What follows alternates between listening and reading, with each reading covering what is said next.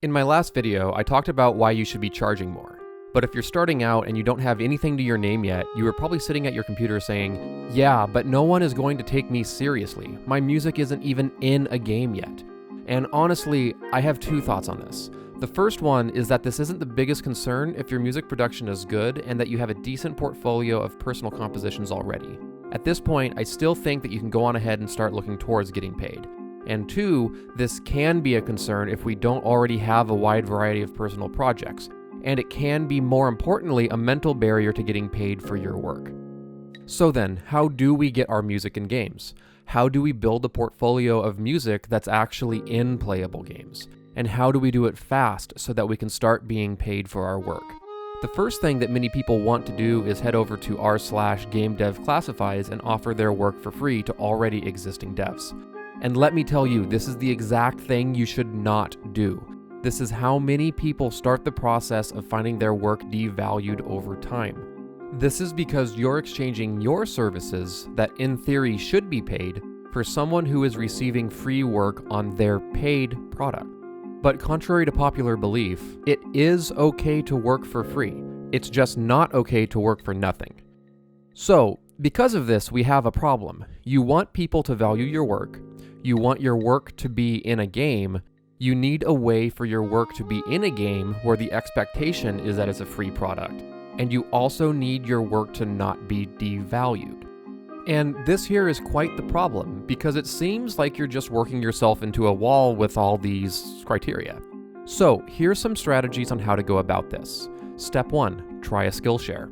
In a skill share, you exchange your services for other services. So for instance, if the dev that you want to work for is an artist, you can write music for their game, and you can say that you'll write one track for a piece of art that you can use as part of your brand. This is an example of a skill share. Now they're valuing your work and you're receiving a form of compensation. I have a friend who has done entire soundtracks this way before.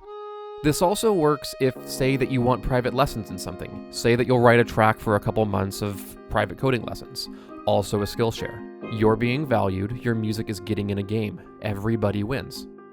Something a little bit unconventional, one of my friends has a method that I've really found that I've actually liked. They're an awesome Pokemon artist, and a lot of their work has been for people that are collectors.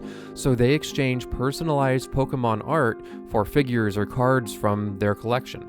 This in turn helps them to grow their own collection, while the collector gains a one-of-a-kind work of art for nothing other than an exchange of goods. Something like this could be arranged for music as well. And then also, if someone needs music and you can't do what they need without some specific program, and the program's relatively cheap, I'll add, ask if in exchange they could buy the program for you so that you can get them exactly what they want. This is done more often than you'd expect. Even in paid work, this is a very frequent occurrence. These are a few very easy things that you can do to work for free but not work for nothing. Something that a lot of people, myself included when I first started, is thinking that credit would fall under this category. And let me squash that right now. Unless that credit is very hugely, massively big, you will never see anything from having your name in a credit. No one's going to care. It doesn't show your work, it shows your name. Please do not think that getting a credit means you won't be working for nothing. The whole point of building this portfolio is to show that you're building experience. Credit should automatically be assumed.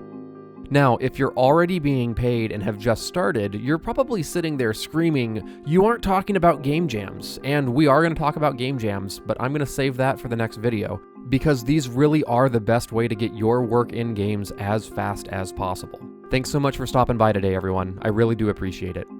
If you're just getting started out and you want to find some game composers to chat with and bounce ideas off, feel free to check out the Discord server of game composers that I helped to organize called Beats to Play Games To. The link for that's right in the description below. Have a great day, everyone.